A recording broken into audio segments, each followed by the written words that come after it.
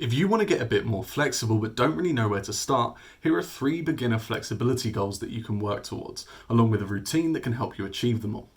The first goal is to be able to touch your toes from standing, the second is to be able to touch your toes in a straddle, and the third is a resting squat. Before you start stretching, make sure you're warmed up. The easiest way to do this is to follow this routine after you've had a workout, but if you're going to do it on its own, then just make sure you're feeling warm. Go for a walk, do some jumping jacks, jog on the spot, literally anything that gets you warm will work. We're going to start off on the floor and stretch our glutes. Start by laying on the floor with your knees up, cross one leg over the other, then reach your hand in between your legs and pull your knee towards your chest. You should feel a stretch through your glutes and crossing over your hip. Make sure you relax as much as possible and try and keep your head and shoulders on the floor. Hold for a minute and then swap legs.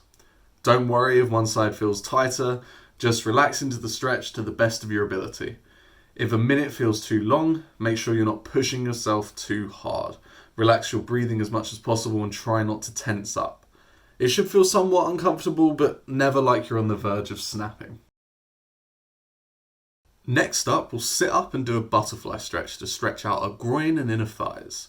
Start in a seated position. Bring your feet together and then pull your heels as close to you as you can and try to push your knees low. Flapping your knees helps a lot and is why this is called the butterfly.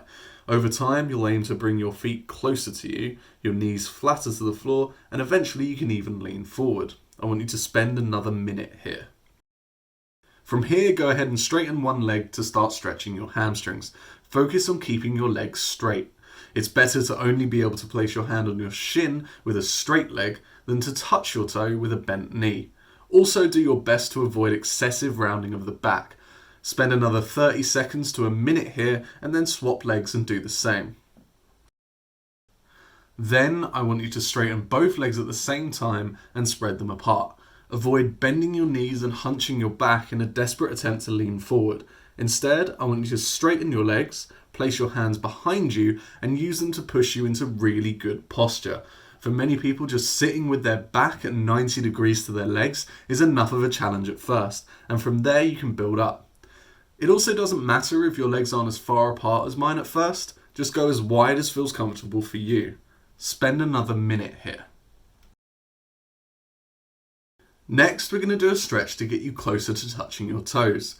What I want you to do is to start in the deepest squat you can while touching your toes. Then you're going to straighten your legs, trying to keep your fingers on your toes the whole time. Don't worry if you can't keep your fingers on your toes the whole time, just focus on straightening your legs for reps and keeping your fingers as close to your toes as you can manage. Then I want you to do this for 10 repetitions. Now we're going to work on stretching out your ankles to help you get deeper into your squat. Start in a kneeling position and then push your knee forward while making sure your heel doesn't leave the floor. You should feel a deep stretch in the back of your ankle. Do this for a minute on each side. Lastly, you're going to spend time sitting in the deepest squat you can manage. Placing books under your heels can help you bend your knees fully if your ankles are tight. If not, you can squat on your toes, but over the course of the stretch, I want you to aim to get your heels as low to the floor as you can. Aim for a minute here, but it doesn't have to be all at once because if you're not able to bend your knees all the way, this can be really tough on your quads. You can go through all these stretches once or twice depending on how much time you want to spend. I'd recommend going through it twice because in the second round you really get a feel for how much deeper into the stretch you're able to get.